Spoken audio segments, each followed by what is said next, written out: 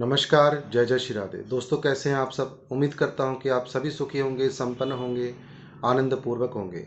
दोस्तों, आज मैं बात करने वाला हूं कर्क राशि की। यदि आपकी जन्म तिथि के अनुसार आपकी राशि कर्क है, तो आज आप इस फलादेश को सुन सकते हैं और यह चंद्र राशि पर फलादेश आधारित होगा।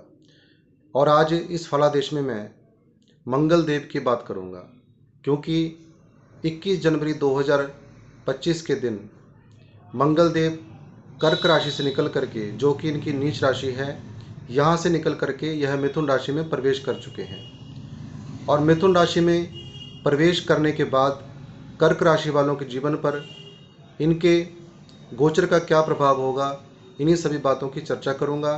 तो नमस्कार, मैं हूं एस्ट्रोलॉजर आशीष शर्मा और मेरे इस ज्योतिष चैनल एस्ट्रो 22 में आप सभी का हार्दिक अभिनंदन है, स्वागत है। दोस्तों, मिथुन राशि में मंगल देव आकर के 72 दिन तक मिथुन राशि में रहेंगे और 72 दिन आपके जीवन में ये क्या क्या परिणाम आपको देंगे, उन्हीं सभी बातों की मैं चर्चा करने वाला हूँ। दोस्तों, मंगल देव कर्क राशि में यह मान के चलें कि 12वें भाव से गोचर करेंगे, यानी इन्होंने गोचर अपना शुरू कर दिया है। 12वां जो भाव होता है, यह खर्चे का भी होता है, यह व्यय का होता है, यह विदेश यात्रा का भी होता है, यह विदेश के कामों से संपर्क का भी होता है। तो 12वें भाव में बैठ कर के आपके कई काम ये सिद्ध करेंगे। लेकिन 12वां भाव देवगुरु बृहस्पति का काल पुरुष कुंडली के हिसाब से माना जाता है। अब ये देवगुरु बृहस्पति के भाव में और मिथुन राशि में बैठे हैं। मिथुन राशि के जो मालिक होते हैं बुध के साथ इनकी शत्रुता होती है। अब यहाँ पर आपके थोड़े बहुत खर्चे करा सकते हैं। किस चीज़ में? कोई मेडिकल इश्यूज़, कोई शारीरिक कष्ट, कोई चोट इत्यादि, इन चीज़ों में आपकी थोड़ा बहुत नुकसान हो सकता है।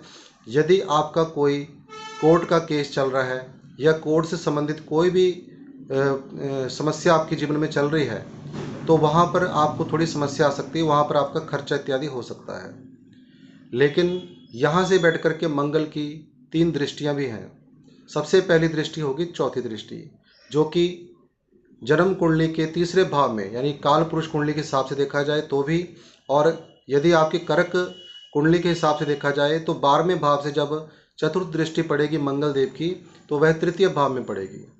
तृतीय भाव जो होता है पराक्रम का होता है, साहस का होता है, छोटे भाई बहनों का होता है, छोटी मोटी यात्राओं का होता है। तो यहाँ पर आपका खर्चा होगा, छोटी मोटी यात्राओं में भी हो सकता है। आपका पराक्रम बढ़ाएंगे मंगल देव, क्योंकि एनर्जी के कारक मंगल देव हैं, साहस के कारक मंगल देव हैं। यानी कोई भी काम आप करेंगे जोश के साथ करेंगे, हिम्मत के साथ करेंगे, साहस के साथ करेंगे, पराक्रम के साथ करेंगे। छोटे भाई बहनों के साथ आपके संबंध जो है मधुर रहेंगे। यदि आप यहाँ पर कोई फॉरेन ट्रैवलिंग के लिए इच्छुक हैं या आप जाना चाहते हैं, जिस कई ग्रहों के कारण कई बार क्या होता है कि व्यक्ति का काम नहीं बन पाता, तो यहाँ पर यदि आप अब्रोड जाना चाहते हैं तो निस्संदेह जाएं। जो भी कर्क राशि वाले हैं, इनको मैं स्पष्ट रूप से कहना चाहता हूँ, तृतीय भाव और 12वें भाव का जो है संबंध बन चुका है, यानी आपके अब्रोड जाने के रास्ते खुल चुके हैं। तो 72 दिन के बीच में यदि आप अप्लाई करते हैं तो आपका निस्संदेह यह कार्य अवश्य पूरा होगा। आप किसी भी बेस में आज जाएं अब्रोड, चाहे शिक्षा के क्षेत्र में, काम के कारण, किसी भी कारण से आप जाना चाहते हैं, तो आप इस गोचर में अप्लाई जरूर करें। अब इसके बाद मंगल देव की 12वें भाव से बैठ करके जो सप्तम दृष्टि है वह छठे भाव में पड़ेगी। छठा भाव होता है रोग, ऋण और शत्रु का। जब यहाँ पर मंगल देव की दृष्टि पड़ती है तो काल पुरुष कुंडली के हिसाब से यह बुध का भाव होता है। दोस्तों, मंगल की 12वें भाव से छठे भाव में दृष्टि पड़ना, कहीं ना कहीं कर्ज आप यदि ले लेते हैं तो आप बहुत बड़ी समस्या में फंस सकते हैं। यदि कोई आप लोन उठाते हैं 72 दिनों के बीच में, तो भी आप किसी समस्या में आगे आके पड़ सकते हैं। यदि आप किसी को कर्जा देते भी हैं, किसी को पैसे देते हैं, उधार देते हैं, तो भी आपके लिए बहुत बड़ी समस्या का कारण वह आगे जा कर के बन जाएगा, क्योंकि 72 दिन में यह खर्चे वाली जगह में बैठे हैं और रोग, ऋण, शत्रु वाले भाव को देख रहे हैं, जो कि इनका शत्रु भाव भी माना जाता है। अधिकतर लोगों के ऊपर कर्जा जो चढ़ता है, मंगल देव जब छठे भाव में हो, छठे भाव को देख रहे हों, अष्टम भाव से छठे भाव के साथ कोई लिंक हो, तो कहीं ना कहीं व्यक्ति के ऊपर कर्जा भी चढ़ता है। तो यहाँ पर 2-3 चीज़ें, कर्जा बिल्कुल न लें ये 72 दिन, कोई लोन ना उठाएं, किसी कार्य को करने के लिए, चाहे कोई बिजनेस की शुरुआत करनी है आपने, तो भी लोन ना उठाएं। और यहाँ पर रोग ऋण शत्रु का यह भाव होता है। कोई ना कोई रोग के कारण आपका थोड़ा बहुत खर्चा पैसा जो है हॉस्पिटल में या मेडिकल स्टोर में आपका जा सकता है। तो उन चीज़ों का आपको ध्यान रखना है, उसके लिए मैं सावधानी भी बताऊंगा। अब यहाँ पर शत्रु आपके बढ़ सकते हैं लेकिन आपके ऊपर प्रहार नहीं कर सकते, क्योंकि यहाँ पर मंगल देव के कारण, दृष्टि के कारण शत्रु तो बढ़ जाते हैं लेकिन वह आपके ऊपर कुछ प्रभाव नहीं कर सकते। इसलिए अपनी हेल्थ का विशेष ध्यान रखें।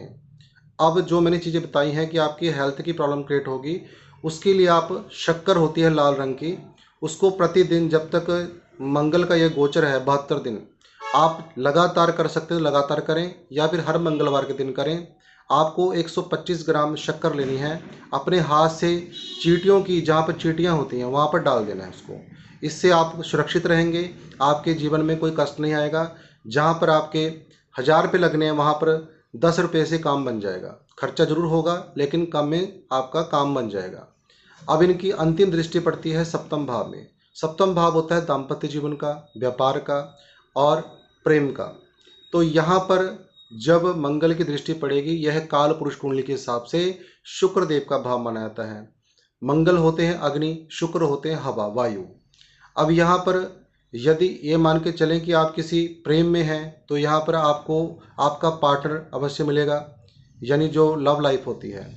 लेकिन यदि आप शादीशुदा हैं तो आपके बीच में प्रेम बहुत अधिक होगा।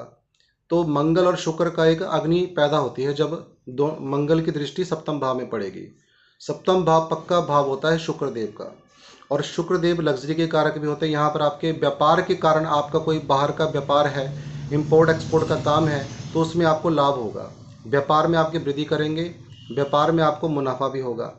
कुल मिलाकर के ये जो तीनों दृष्टियां हैं मंगल देव की, इसमें से हेल्थ के रिगार्डिंग जो मैंने आपको उपाय बताया वह जरूर करें। बाकी ये मान के चलें बहुत अच्छा समय है। अब एक अंतिम बात करने जा रहा हूँ। मंगल देव मिथुन राशि में तो आ चुके हैं 21 जनवरी को, लेकिन यह बकरी होकर के आए हैं, क्योंकि 2 अप्रैल तक यह मिथुन राशि में बकरी रहेंगे। उसके बाद पुनः यह कर्क राशि में वापस आ जाएंगे, जो कि इनकी नीच राशि है। उसकी चर्चा मैं आगे करूंगा। अभी मैं बकरी होने का फलादेश करने जा रहा हूं। बकरी होने पर कोई भी ग्रह अपने से पिछले भाव का परिणाम प्रदान करता है व्यक्ति को। तो यदि आपके मंगल देव 12वें भाव में बैठे हैं तो यह 11वें भाव का आपको परिणाम देंगे। 11वां भाव होता है इनकम का, 11वां भाव होता है लाभ का। तो आपके जीवन में इस 72 दिनों के अंदर कुछ ना कुछ आपको लाभ जरूर होगा। आपकी कोई ना कोई बड़ी इच्छा जरूर पूरी हो जाएगी, चाहे पैसे कमाने की इच्छा हो, चाहे इंक्रीमेंट की हो, चाहे आप प्रमोशन की कोई इच्छा रखते हो, तो कुछ ना कुछ बड़ी इच्छा आपकी जरूर पूर्ण करेंगे, क्योंकि डिज़ायर का भाव होता है 11वां भाव। तो 72 दिन के लिए आपको कुछ बड़ी खुशखबरी मिलेगी। यहाँ पर आप उसका भी ध्यान करें कि जो भी आपके मन में इच्छा होगी जरूर पूरी हो जाएगी। तो कुल मिलाकर के यह जो गोचर है बकरी का, जो उनकी वक्र दृष्टि पड़ रही है या वक्र पिछले भाव का, जो भी आपको रिजल्ट देना चाहते हैं, क्योंकि पूरा रिजल्ट देंगे इसमें। ये नहीं है कि अगर बकरी हो रखे हैं तो हाफ या 50% आपको मिलेगा। 11वें भाव का पूरा रिजल्ट आपको मिलेगा, यहाँ परिणाम मिलेगा। तो कुल मिलाकर के जो भी कर्क राशि वाले हैं उनके लिए अच्छा समय है 72 दिनों का। जो मैंने उपाय बताए हैं उसको जरूर फॉलो करें, और हनुमान जी के मंदिर में अवश्य जाएं, मीठा प्रसाद लगा करके गरीबों को बांटें। इससे आपके जीवन में आनंद ही आनंद होगा। दोस्तों, यदि आज की जानकारी आपको अच्छी लगी हो तो लाइक ज़रूर करें, शेयर ज़रूर करें, और नए दर्शक चैनल को सब्सक्राइब करना ना भूलें। यदि आप मुझसे अपॉइंटमेंट लेना चाहते हैं तो दिए गए नंबर पर व्हाट्सएप मैसेज करके आप शुल्क की जानकारी भी ले सकते हैं, अपॉइंटमेंट अपनी बुक भी करा सकते हैं। नमो नारायण, जय जय श्री राधे।